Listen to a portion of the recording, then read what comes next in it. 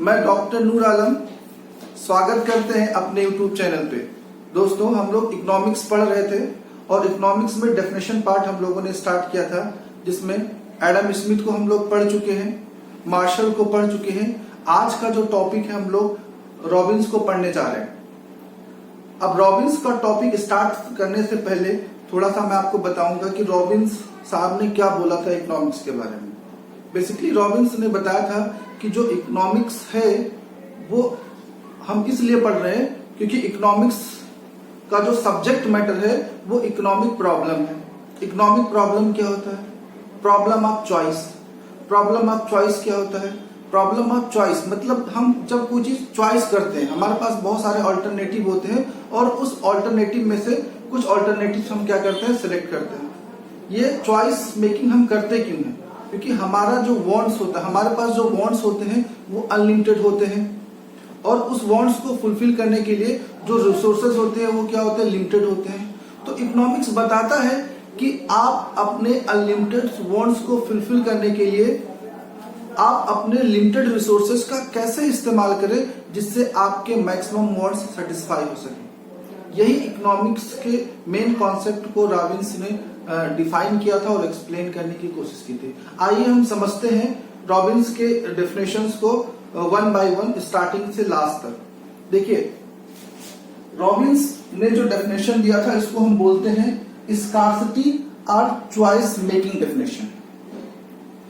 अब स्कार्सिटी या choice making definition क्या होता है इसको समझते हैं वन बाय वन। देखिए, रॉबिन्स से पहले सबसे पहले एडम स्मिथ आए, फिर एडम स्मिथ को क्रिटिसाइज किया मार्शल ने, फिर मार्शल को क्रिटिसाइज किया रॉबिन्स ने, और रॉबिन्स ने 1932 में, देखिए आप पेन प्लीज, आप लोगों से ये रिक्वेस्ट है कि आप लोग जब भी क्लास देखा करें तो पेन और कॉपी लेकर के देखा करें। कुछ चीजें आपको मैं बोल रहा हूं, आप लोग नोट कर लीजिए। 1932 में रॉबिन्स ने एक बुक लिखी थी, an essay on the nature and significance of economic science, और उसी बुक में उन्होंने स्कार्सिटी या चॉइस मेकिंग कॉन्सेप्ट को दिया था। ये स्कार्सिटी क्या होती है, चॉइस मेकिंग क्या होती है, पहले इसको समझते हैं, फिर इकोनॉमिक्स के डेफिनेशन, रॉबिन्स के डेफिनेशंस पे आते हैं। स्कार्सिटी का मतलब क्या होता है कि कमी। जब किसी चीज की डिमांड ज्यादा होती है और उसकी सप्लाई कम होती है तो उसको हम क्या बोलते हैं, स्कार्सिटी। किसी भी चीज की अगर डिमांड ज्यादा है और उसकी सप्लाई कम है, डिमांड का मतलब जैसे मान लीजिए मैं 10,000 रुपए कमा रहा हूं, अब मुझे लगता है कि मुझे 20,000 रुपए कमाना चाहिए, तो हमारी डिमांड कितना है, 20,000 की, हम कमा कितना रहे, 10,000 रुपए की। यानी यहाँ मनी की, मेरे लिए मनी की क्या है, स्कार्सिटी है, क्योंकि डिमांड हमारी 20,000 है और हमारे लिए सप्लाई, हमें इनकम कितना जनरेट हो रहा है, 10,000 रुपए। तो डिमांड ज्यादा है और सप्लाई कम है। जब डिमांड ज्यादा होती है और सप्लाई कम होती है तो उसी को बोलते हैं स्कार्सिटी।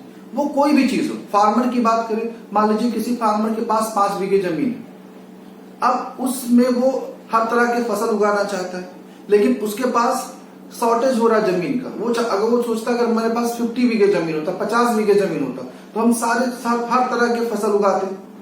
तो उसकी डिमांड कितनी है, 50 बीघे की है, कितना उसके पास, सप्लाई कितनी है, 5 बीघे की, यानी उसके लिए भी लैंड की क्या है, स्कार्सिटी है। तो ये स्कार्सिटी सबके पास होती है, वो चाहे टाइम की स्कार्सिटी हो, चाहे वो लैंड की स्कार्सिटी हो, चाहे वो पैसे की स्कार्सिटी हो, कोई भी चीज जिसकी डिमांड ज्यादा होती है, सप्लाई कम होती है, उसी को हम बोलते हैं स्कार्सिटी। और जब हमारे पास डिमांड ज्यादा होती है, सप्लाई कम होती है, तो हमारे पास रिसोर्सेज क्या हो जाता है, लिमिटेड हो जाता है। तभी हम क्या करते हैं, चॉइस मेकिंग करते हैं। चॉइस का मतलब कि जो हमारे पास बहुत सारे ऑप्शन थे, जो हम अनलिमिटेड वांट्स, बहुत सारे काम करना चाह रहे थे, उसमें जो इंपॉर्टेंट चीजें होती हैं उसी को करते हैं, उसी को हम क्या बोलते हैं, चॉइस। समझते हैं। देखिए, स्कार्सिटी का मतलब होता है it is the situation in which demand for concern resources is more than supply. कह रहा है कि जो डिमांड है वो ज्यादा होता है किससे, सप्लाई से, यानी डिमांड हमारा ज्यादा होता है किससे, सप्लाई से। तो उसको हम क्या बोलते हैं, स्कार्सिटी। देखिए, जो स्कार्सिटी होती है, स्कार्स रिसोर्सेज होता है, वो किसी एक की नहीं होती कि मनी की बात सिर्फ नहीं करता, वो कोई भी चीज हो सकता है जिसकी डिमांड ज्यादा हो और सप्लाई कम हो। ठीक है। फिर चॉइस। अब जब स्कार्सिटी होती है तभी हम लोग क्या करते हैं, चॉइस करते हैं। चॉइस में क्या होता है, हमारे पास बहुत सारे अल्टरनेटिव्स होते हैं, तो उसमें से हम क्या करेंगे, जो अच्छे अल्टरनेटिव्स होंगे, जो ऑप्शन होंगे, उसको क्या करेंगे, हम सेलेक्ट करेंगे। कहता है कि it refers to process of selection from available alternatives. हमारे पास जो डिफरेंट तरह के अल्टरनेटिव्स होते हैं, उसी में से हम कोई अल्टरनेटिव्स जो हमारे लिए बेहतर होते हैं, उसी को हम क्या करते हैं, सेलेक्ट करते हैं। ठीक है। तो ये दो पॉइंट था, एक हमारा हो गया स्कार्सिटी क्या होती है और चॉइस क्या होता है, क्योंकि अभी हमने डेफिनेशन स्टार्ट करने से पहले ये जो दो टर्म्स थे उसको एक्सप्लेन कर रहे थे कि स्कार्सिटी का मतलब क्या होता है, चॉइस का मतलब क्या होता है। फिर आते हैं रॉबिन्स के डेफिनेशन की। रॉबिन्स का डेफिनेशन क्या था कि economics is the science. Economics क्या है, एक विज्ञान है विच स्टडीज ह्यूमन बिहेवियर, जो ह्यूमन के बिहेवियर का अध्ययन करता है, as a relationship between ends and scarce means. यहां स्कार्स मीन्स का मतलब होता है लिमिटेड रिसोर्सेस। ठीक है। या एंड्स का मतलब क्या होता है, अनलिमिटेड वांट्स। दो चीजें समझिएगा, एंड्स का मतलब क्या हुआ यहाँ पे, अनलिमिटेड वांट्स, और स्कैर मीन्स का मतलब क्या हुआ, आपका लिमिटेड रिसोर्सेस। तो हमारे पास जो लिमिटेड रिसोर्सेस है और अनलिमिटेड वांट्स है, उनके बीच में रिलेशनशिप रहता है। ह्यूमन का बिहेवियर क्या होता है, वो कैसे चॉइस मेकिंग करता है, या कैसे वो अपने अनलिमिटेड वांट्स को फुलफिल करने के लिए लिमिटेड रिसोर्सेस का यूज करता है, यही इकोनॉमिक्स का विषय है अकॉर्डिंग टू रॉबिन्स। देखिए फिर से समझते हैं कि रॉबिन्स ने क्या बोला, economics is the science which studies human behaviour. मानव के व्यवहार का अध्ययन करता है एज अ रिलेशनशिप, कि उनके बीच में क्या रिलेशन होता है, किस चीज को लेके, एंड्स एंड स्कार्स मीन्स, मतलब अनलिमिटेड वांट्स और लिमिटेड रिसोर्सेस के बीच में मनुष्य कैसे व्यवहार करता है, कैसे क्रियाकलाप करता है, कैसे एक्टिविटी करता है, अपने अनलिमिटेड वांट्स को फुलफिल करने के लिए लिमिटेड रिसोर्सेस का कैसे इस्तेमाल करता है। यही रॉबिन्स साहब ने समझाया था कि यही इकोनॉमिक्स का क्या है, विषय। ठीक है। अब आते हैं, जो रॉबिन साहब ने डेफिनेशन दिया था उसमें बेसिकली उन्होंने 4 टर्म्स पे फोकस किया था, उसको वन बाय वन समझते हैं। रॉबिन साहब ने समझाया था कि जो ह्यूमन के वांट्स होते हैं वो क्या होते हैं, अनलिमिटेड होते हैं। Unlimited wants are ends. जो ह्यूमन के वांट्स होते हैं वो अनलिमिटेड होते हैं। देखिए एंड्स वर्ड इस्तेमाल किया ना, तो यहां एंड्स का मतलब क्या होता है, अनलिमिटेड वांट्स।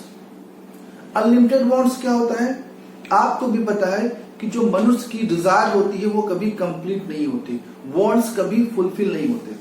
जब हम छोटे थे, मैं अपनी बात बता रहा हूं, जब मैं छोटा था तो मुझे लग रहा था कि मुझे साइकिल मिल जाए, मेरा एक पर्सनल खुद का साइकिल हो। जब साइकिल मिल गई तो ये था मुझे बाइक मिल जाए, आज बाइक मिल गई, फिर ये है 4 व्हीलर मिल जाए। अगर 4 व्हीलर भी मिल गई तो क्या कहेंगे, ब्रांडेड 4 व्हीलर चाहिए। अगर ब्रांडेड 4 व्हीलर भी मिल गई तो सोचेंगे इस 4 व्हीलर पे कोई बत्ती हो, कोई मंत्री बन जाए, मतलब कोई मंत्री का पोस्ट मिल जाए।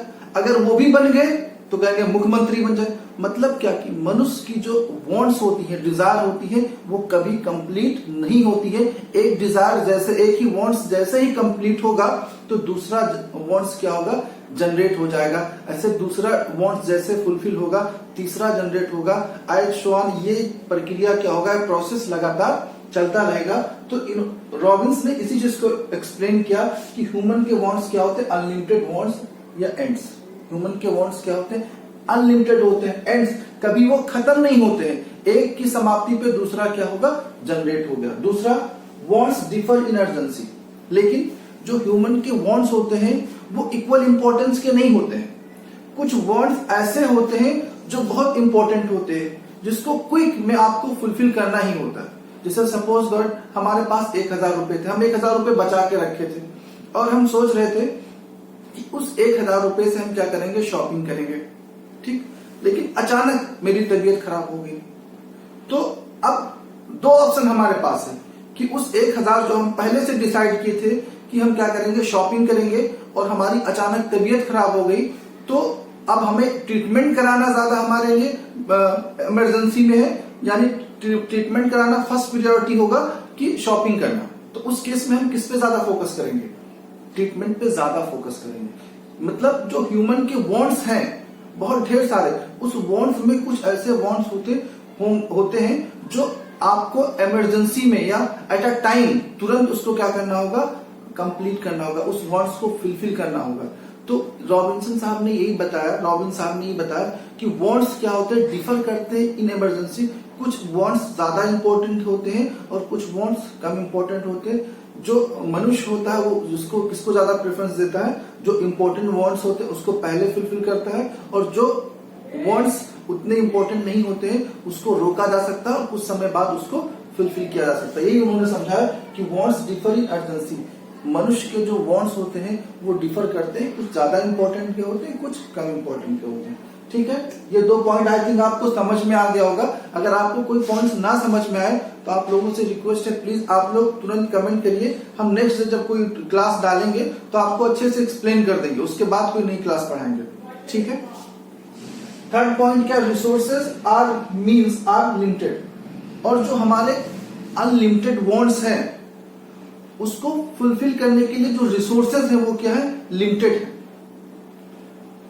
हमारे जितने भी वांट्स हैं सब फुलफिल नहीं किए जा सकते हैं और कभी भी नहीं हो सकते, क्योंकि एक वांट्स कंप्लीट हुई, दूसरा जनरेट होगी, दूसरा कंप्लीट होगा, तीसरा जनरेट होगा। यानी सभी वांट्स को, सभी डिजायर को कभी फुलफिल नहीं किया जा सकता।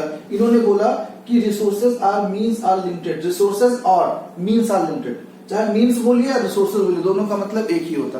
तो उस अनलिमिटेड वांट्स को या डिजायर को फुलफिल करने के लिए जो रिसोर्सेज हैं वो क्या है? लिमिटेड होते हैं। फॉर एग्जांपल के तौर पे मेरे पास 5 बीघे जमीन है, मैं सपोज मैं फार्मर हूं, मेरे पास 5 बीघे जमीन है और हम चाहते हैं कि उस 5 बीघे जमीन पे हम एक हॉस्पिटल को, फार्मर है, खेती भी करते हैं, हम चाहते हैं अपना खेती तो करें ही करें, साइड में हम एक हॉस्पिटल भी खोल दें, एक छोटा सा स्कूल भी खोल दें, एक स्विमिंग पूल भी खोल दें। अब बताइए क्या वो 5 वांट्स हम फुलफिल कर सकते हैं? हमारे वांट्स तो हैं कि हम चारों करना चाहते हैं, लेकिन हमारे वांट्स को फुलफिल करने के लिए जो रिसोर्सेज है वो क्या है? लिमिटेड है। हम सभी वांट्स को फुलफिल नहीं कर सकते हैं। यही उन्होंने बताया कि resources are means are limited. जो रिसोर्सेज हैं हमारे सभी वांट्स को फुलफिल करने के लिए वो क्या है? लिमिटेड है। तो जब लिमिटेड है तो हम क्या करेंगे? चॉइस करेंगे। चॉइस का मतलब नेक्स्ट पॉइंट आपका क्या? Alternative use of means are resources. लेकिन जो हमारे पास लिमिटेड रिसोर्सेज हैं उसका क्या? ऑल्टरनेटिव यूज है। ऑल्टरनेटिव यूज का मतलब क्या है कि उस रिसोर्सेज का हम कई तरह से इस्तेमाल कर सकते हैं। अभी मैंने आपको बताया हम उस 5 बीघे पे हॉस्पिटल बना सकते हैं, नो डाउट। उस 5 बीघे पे हम 5 बीघे पे फार्मिंग कर सकते हैं, खेती कर सकते हैं, नो डाउट। उस 5 बीघे पे हम हॉस्पिटल खोल सकते हैं, स्कूल खोल सकते हैं। लेकिन कौन सा हम कार्य करेंगे जो हमारे वांट्स को जो फुलफिल करता है, जिससे हमको सबसे ज्यादा सेटिस्फेक्शन मिलेगा सॉरी हम उसी कार्य को करेंगे। ठीक है, इसीलिए रॉबिन साहब ने इन 4 पॉइंट को अच्छे से एक्सप्लेन किया। पहला, अनलिमिटेड वांट्स आर एंड्स। हमारे जो वांट्स होते हैं अनलिमिटेड होते हैं, कभी वो कंप्लीट नहीं होते हैं। एक वांट्स कंप्लीट होगा तो दूसरा क्या होगा? जनरेट हो गया। दूसरा point, wants differ in urgency. लेकिन जो हमारे पास वांट्स होते हैं वो सभी इक्वल इंपॉर्टेंस के नहीं होते हैं। कुछ वांट्स ज्यादा इंपॉर्टेंट होते हैं और कुछ वांट्स कम इंपॉर्टेंट होते हैं। तो हम प्रेफरेंस किसको देते हैं? जो ज्यादा इंपॉर्टेंट के वांट्स होते हैं उसको मैं पहले प्रेफरेंस देते हैं। उसके बाद अगर हमारे पास रिसोर्सेज बचेगा तब हम उसके बारे में सोचते हैं। ठीक। तीसरा, resources are means are limited. जो हमारे पास रिसोर्सेज है या जो मीन्स है, रिसोर्सेज का मतलब क्या होता है कि जो हमारे वांट्स हैं उसको फुलफिल करने के लिए जो हमारे पास रिसोर्सेज हैं वो क्या है? लिमिटेड है। यहाँ पे रिसोर्सेज का मतलब सिर्फ मनी नहीं है। मान लीजिए मैं स्टूडेंट हूं, मैं पढ़ना चाहता हूं, तो हमारे लिए बुक्स क्या हो गया? रिसोर्सेज हो गया। अब वो रिसोर्सेज हमारे पास क्या है? लिमिटेड है। हमारे तो वांट्स बहुत सारे हैं कि मैं सभी सब्जेक्ट पढ़ूं, तो क्या हमारे पास सभी बुक अवेलेबल है? या सपोज दैट हमारा वांट क्या है? कि हम आप लोगों को सभी क्लास पढ़ाएं, तो क्या ये मुमकिन है? यहाँ पे हमारे पास क्या रिसोर्सेज अवेलेबल है कि मैं आपको सभी क्लास पढ़ा सकता हूँ? क्योंकि हमारे पास टेक्नोलॉजी की कमी है, हमारे पास समय की कमी है। तो जो वांट्स है वो सभी फुलफिल नहीं कर सकते। उस वांट्स में से जो इंपॉर्टेंट वांट्स होंगे हम पहले उसको फुलफिल करेंगे, उसके बाद अगर टाइम बचेगा तो हम नेक्स्ट वांट्स की तरफ ध्यान देंगे। ठीक है, तो आपको समझ में होगा कि resources are means are limited, लेकिन इस रिसोर्सेज या मीन्स का हम लोग अल्टरनेटिव यूज कर सकते हैं। हम एक साथ सभी वांट्स को फुलफिल नहीं करेंगे, जो इंपॉर्टेंट वांट्स हमारे ज्यादा इंपॉर्टेंट के होंगे पहले उसको फुलफिल कर लेंगे, उसके बाद जो दूसरा वांट्स होगा उसको टाइम बचने पे हम उसको भी कंप्लीट करेंगे। तो ये चीज आपको समझ में आ गया। अगर मैं एक लाइन में 1 मिनट में आपको बताऊं कि रॉबिन साहब अपने डेफिनेशन में कहना क्या चाह रहे थे, रॉबिन साहब ने ये समझाया था कि देखिए जो ह्यूमन के वांट्स होते हैं वो अनलिमिटेड होते हैं। ह्यूमन के वांट्स कभी फुलफिल नहीं करते, लेकिन उस वांट्स को, जो ह्यूमन के वांट्स होते हैं वो इक्वल इंपॉर्टेंट के नहीं होते हैं। कुछ वांट्स ज्यादा इंपॉर्टेंट होते हैं, कुछ वांट्स कम इंपॉर्टेंट होते हैं, और उस वांट्स को पूरा करने के लिए जो रिसोर्सेज होते हैं वो लिमिटेड होते हैं, लेकिन उस लिमिटेड रिसोर्सेज का हम लोग अल्टरनेटिव यूज करते हैं। तो इकोनॉमिक्स बताता है कि आप अपने अनलिमिटेड वांट्स को फुलफिल करने के लिए उस लिमिटेड रिसोर्सेज का इस्तेमाल करिए जिससे आपको मैक्सिमम क्या मिले, सेटिस्फेक्शन मिल जाए, आपके ज्यादा से ज्यादा कल्याण हो सके।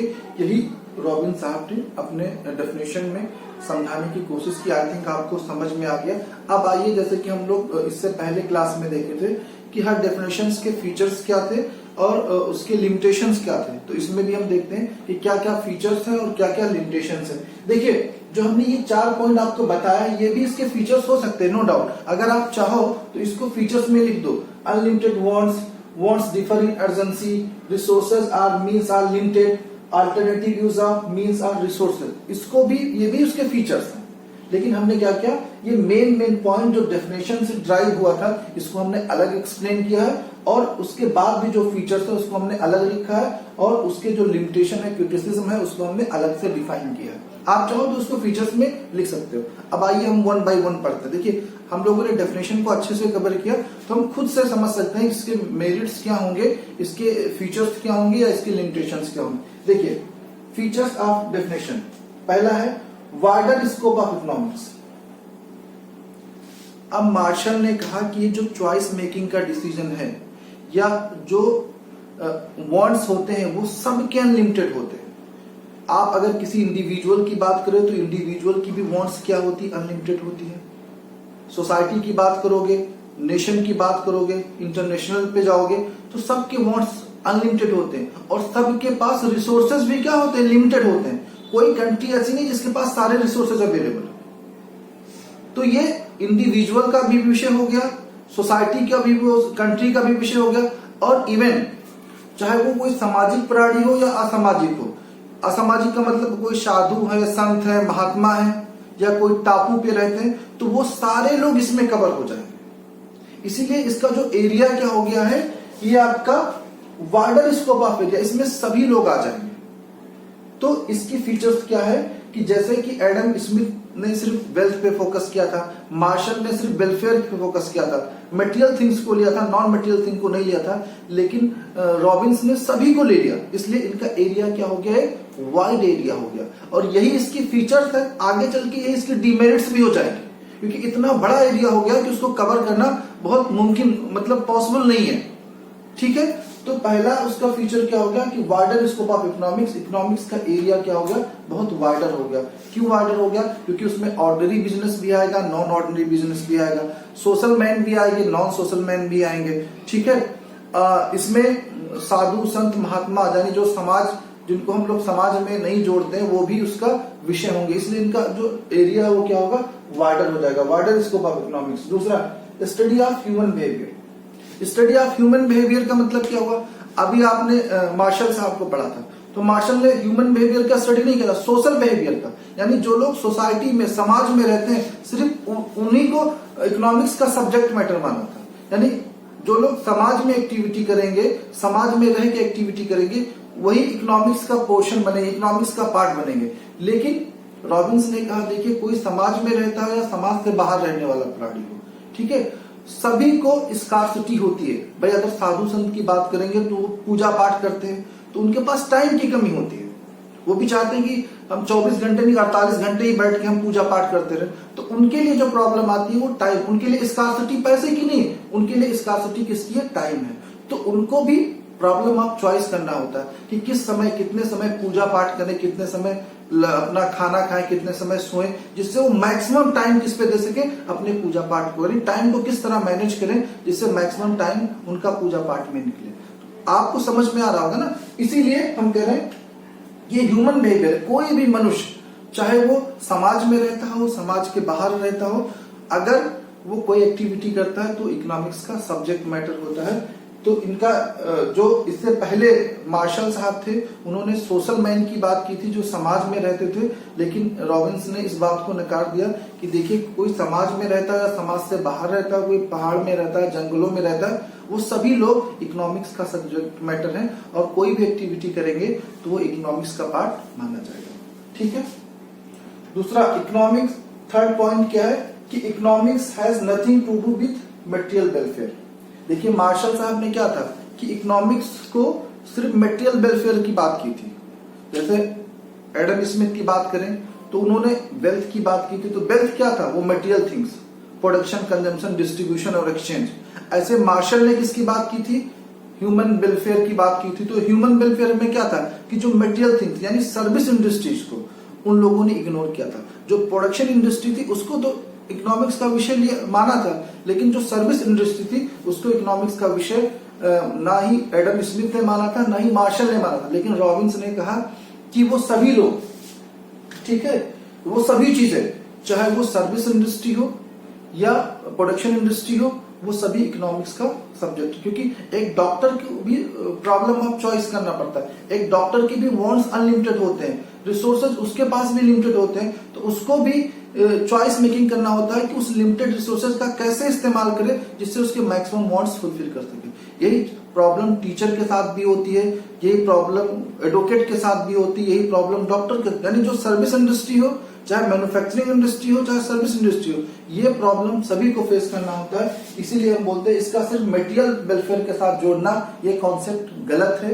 ये अकॉर्डिंग टू रॉबिन्स कि ये कहना कि इकोनॉमिक्स सिर्फ मटेरियल वेलफेयर का ही सब्जेक्ट मैटर है, ये इकोनॉमिक्स का एक कंप्लीट डेफिनेशन नहीं था। इसीलिए मार्शल ने कहा कि इसमें मटेरियल थिंग्स और नॉन मटेरियल थिंग्स दोनों इकोनॉमिक्स का विषय होंगे, क्योंकि दोनों प्रॉब्लम ऑफ चॉइस करती हैं, चाहे वो सर्विस इंडस्ट्री हो या प्रोडक्शन इंडस्ट्री हो। नेक्स्ट हम बात करते हैं economics is only positive science.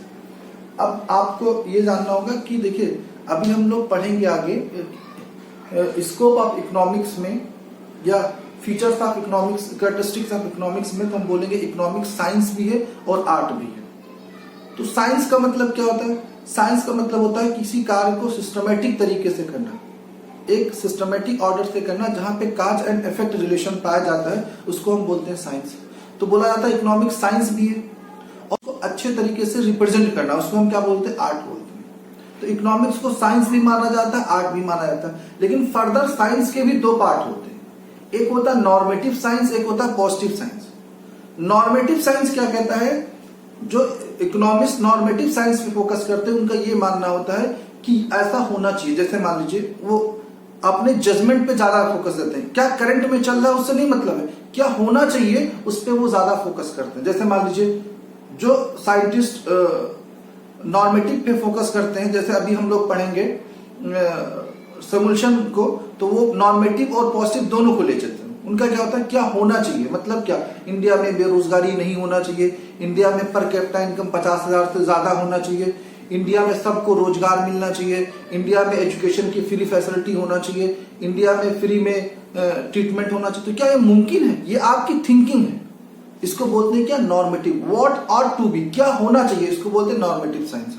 और एक होता है कि व्हाट इज, क्या है, जो करंट में क्या चल रहा है, उसको बोलते हैं क्या, पॉजिटिव साइंस।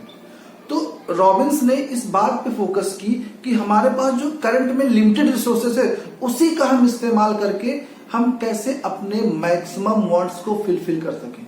उन्होंने ये नहीं बताया था कि हम अपने रिसोर्सेस को भी बढ़ाएं, रिसोर्सेज पे बढ़ाने की फोकस नहीं की थी। उन्होंने कहा क्या है जो करंट में हमारे पास है, उसी पे हम क्या करेंगे, डिसीजन मेकिंग करेंगे, जिससे हमको क्या मिलेगा, मैक्सिमम सेटिस्फेक्शन मिलेगा। इसका मतलब जो रॉबिन्स का डेफिनेशन था वो किस पे बेस्ड था, ओनली पॉजिटिव साइंस पे। आई थिंक आप लोगों को समझ, यही आगे चल के हम इसको डीमेरिट्स में पढ़ेंगे, ये इसके डीमेरिट्स भी बन जाएंगे, क्योंकि कोई भी इकोनॉमिस्ट या कोई भी इकोनॉमिस्ट है या कोई भी इकोनॉमी है या जो हम लोग इकोनॉमिक सब्जेक्ट पढ़ रहे हैं या कोई इकोनॉमिस्ट है, उसका काम सिर्फ प्रॉब्लम को बताना नहीं, प्रॉब्लम का सॉल्यूशन को भी बताना होता है। इन्होंने प्रॉब्लम को तो आइडेंटिफाई किया है रॉबिन्स ने, लेकिन प्रॉब्लम का सॉल्यूशन नहीं दिया है। इसीलिए इनका जो इकोनॉमिक्स है वो ओनली पॉजिटिव साइंस रह गया, नॉर्मेटिव साइंस की कैटेगरी में नहीं आता। आई थिंक आपको समझ में आ गया। इकोनॉमिक प्रॉब्लम क्या होती है? अभी मैंने बताया कि इकोनॉमिक्स हम जो पढ़ रहे हैं वो इकोनॉमिक प्रॉब्लम की वजह से ही पढ़ रहे हैं। इकोनॉमिक प्रॉब्लम क्या होती है? इकोनॉमिक प्रॉब्लम होती है due to scarcity of resources. और स्कार्सिटी क्यों होती है? जब हमारे वांट्स, हमारे डिमांड्स ज्यादा होते हैं और सप्लाई कम होते हैं, तो उसको हम क्या बोलते हैं? स्कार्सिटी। और जब स्कार्सिटी हमारे पास होती है, कमी होती है रिसोर्सेज का, तो हम क्या करते हैं? जो हमारे अनलिमिटेड वांट्स थे उसको पूरा तो कर नहीं सकते, तो उसमें से जो हमारे ज्यादातर वांट्स होंगे, जो ज्यादा इंपॉर्टेंस रखते हैं, उसी को हम क्या करेंगे? सेलेक्ट करेंगे पहले, और उसके बाद भी रिसोर्सेज अगर बचता है तब हम उस पर फोकस करेंगे।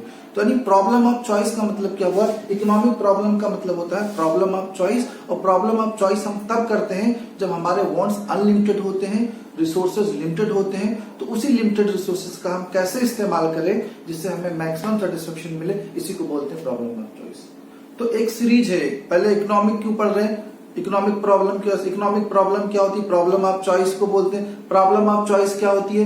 जब हमारे वांट्स ज्यादा होते हैं और रिसोर्सेज क्या होते हैं? लिमिटेड होते हैं, तो उसको हम बोलते हैं problem of choice. I think आप लोगों को समझ में आया।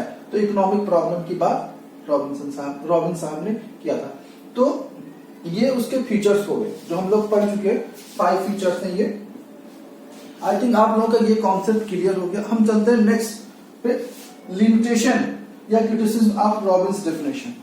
भाई देखिए, मैंने आपको बताया था इकोनॉमिक कोई बेस्ट डेफिनेशन नहीं है।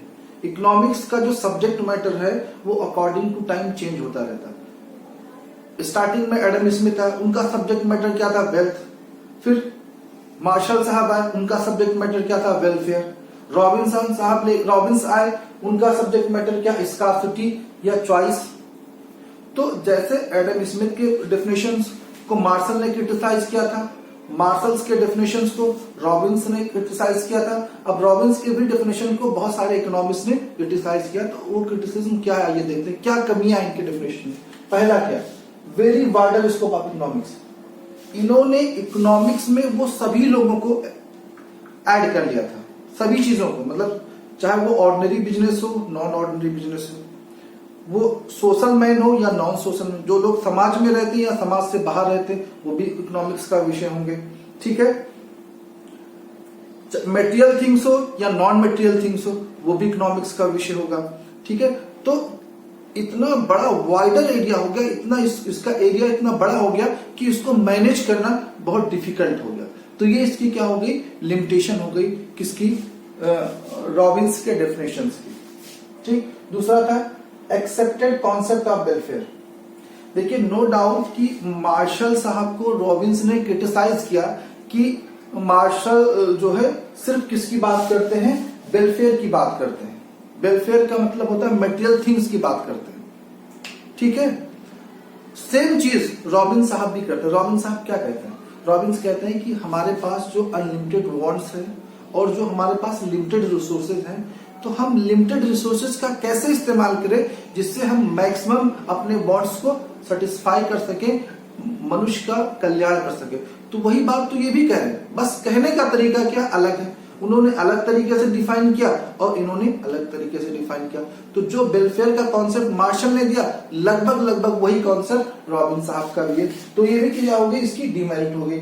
थर्ड क्या? Economic is a neutral as a regards ends. कह रहे इकोनॉमिक्स जो रॉबिन्स ने दिया वो न्यूट्रल। न्यूट्रल का मतलब क्या? कि उन्होंने सिर्फ प्रॉब्लम बताया कि ये प्रॉब्लम आती है। क्यों प्रॉब्लम आती है? क्योंकि हमारे वांट्स अनलिमिटेड होते हैं, रिसोर्सेज लिमिटेड होते हैं, इसीलिए प्रॉब्लम आ जाती है और हमको चॉइस मेकिंग करना पड़ता है। लेकिन इस प्रॉब्लम को कैसे सॉल्व करें, इसके लिए इन्होंने कोई सजेशन नहीं दिया। इस पॉइंट पे क्या मौन है, न्यूट्रल है। ये इनकी क्या हो गई? डीमेरिट्स हो गई। आई थिंक आपको समझ में आ गया। नेक्स्ट क्या है? No clear cut difference between, नहीं, economics is neutral as a regards ends. ठीक है, यहां का मतलब है कि इनका कोई सजेशन नहीं आया कि हम अपने रिसोर्सेज को कैसे बढ़ाएं जिससे हमारा जो है डेवलपमेंट या ग्रोथ हो सके। इसके बारे में रॉबिन्स साहब ने कोई एक्सप्लेनेशन नहीं दिया, तो ये इसके डीमेरिट्स हो गए। नेक्स्ट बात करते हैं नॉट ओनली पॉजिटिव साइड, नहीं, no clear cut difference between means and ends. साध और साधन, देखिए मार्शल साहब ने एक स्टेटमेंट दिया है कि जो रॉबिन्स थे उन्होंने कहा कि देखिए जो साध एक साधन, देखिए जो मार्शल साहब थे उन्होंने क्या कहा कि जब एडम स्मिथ के डेफिनेशन को क्रिटिसाइज किया था तो उन्होंने क्या बोला कि धन एक साधन नहीं है, धन एक साधन है, साध नहीं है। मतलब जो वेल्थ है एक क्या है, साधन है, साध नहीं हो सकता। तो यही बात मार्शल साहब भी आगे बोलते हैं, ठीक है, लेकिन रॉबिन्सन साहब भी इसी कॉन्सेप्ट को लेके चलते हैं। लेकिन कब कौन सा साधन होता है, कब क्या साध बनता है, इसमें कोई क्लियर कट डिफरेंस नजर नहीं आ रहा। क्योंकि देखिए जो आज हमारे पास साधन है कल वो क्या हो जाता है, साध बन जाता है। फॉर एग्जाम्पल के तौर पे अभी मैं पढ़ाई कर रहा था, मैं पीएचडी कर रहा था, तो पीएचडी हमारे लिए क्या था, साध था कि हम पीएचडी की डिग्री करें, ठीक। और उसको करने के लिए मुझे पैसे की रिक्वायरमेंट थी, तो हम कोचिंग वगैरह पढ़ाते थे, तो वो हमारा कोचिंग पढ़ाना क्या था, साधन था। और डिग्री प्राप्त करना क्या था, हमारा साधन था।